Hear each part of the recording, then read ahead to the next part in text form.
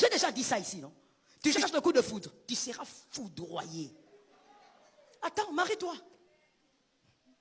On t'envoie une fille bien là comme Marie, elle est douce là, elle aime Dieu, elle comprend les choses de Dieu, elle a une bonne éducation. Non, toi tu regardes, tu dis maman, elle est trop courte, moi je veux une femme grande, 1,85 m.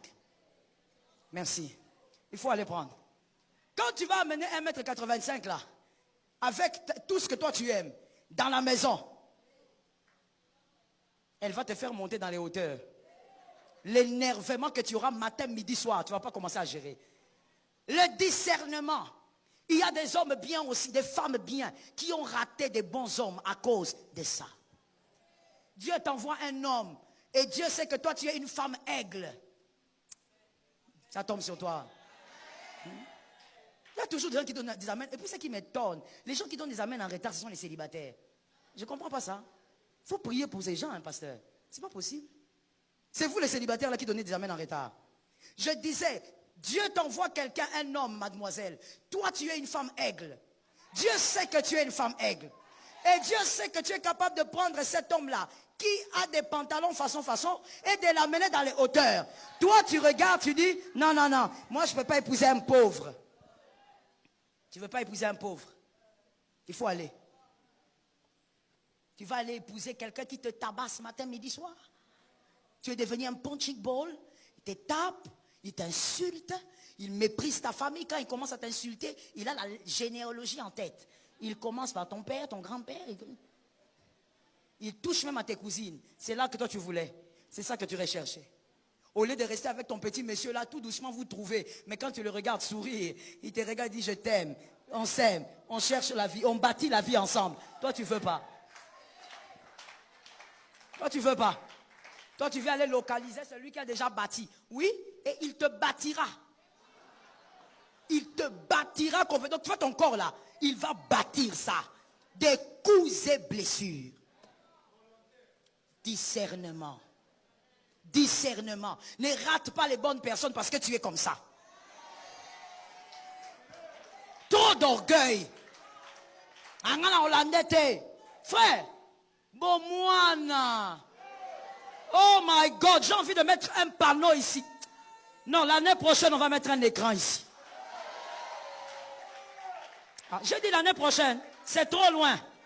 C'est trop loin. Cette année, à la fin de l'année, on va mettre l'écran ici. Comme ça, quand je parle, on balance l'image. Tu sais pourquoi tu n'as pas dit amen? Parce que tu ne me connais pas. Si tu me connaissais, si tu connaissais ma foi, tu allais donner un amen. On va mettre ça ici. Cette année. Comme ça, quand je parle, on balance l'image. Il fallait qu'on balance l'image d'un homme orgueilleux. Mon frère, l'orgueil. Dis à ton voisin, Bomoana. Pour ceux qui ne connaissent pas le lingala, l'enfantillage. C'est de l'enfantillage. Tu crois que tu es quelqu'un. Maman, quand on est adulte, quand on a grandi dans la vie, quand le cerveau a été bouleversé par les événements de la vie. Non, écoute-moi bien.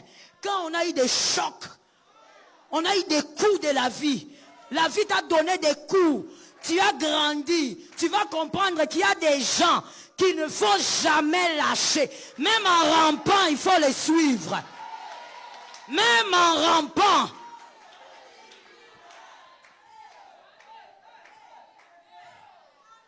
Vous savez, je peux donner un exemple, mais bon. Si je suis suspendu, vous êtes suspendu avec moi.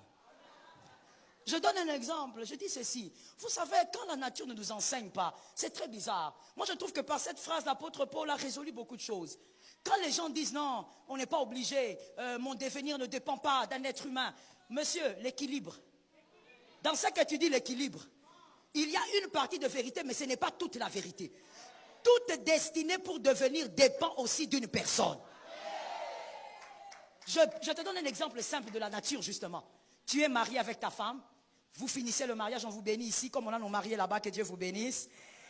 Acclamons un peu pour eux, ils sont là aujourd'hui. Que Dieu vous bénisse, que Dieu vous bénisse. Mettez-vous sous l'onction. Ils ont respecté le principe, hein? Après le mariage, on vient à l'église. Maintenant, on voit que maman va bien. Bref, je continue.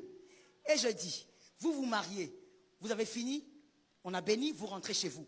Et arrivé chez vous, vous, le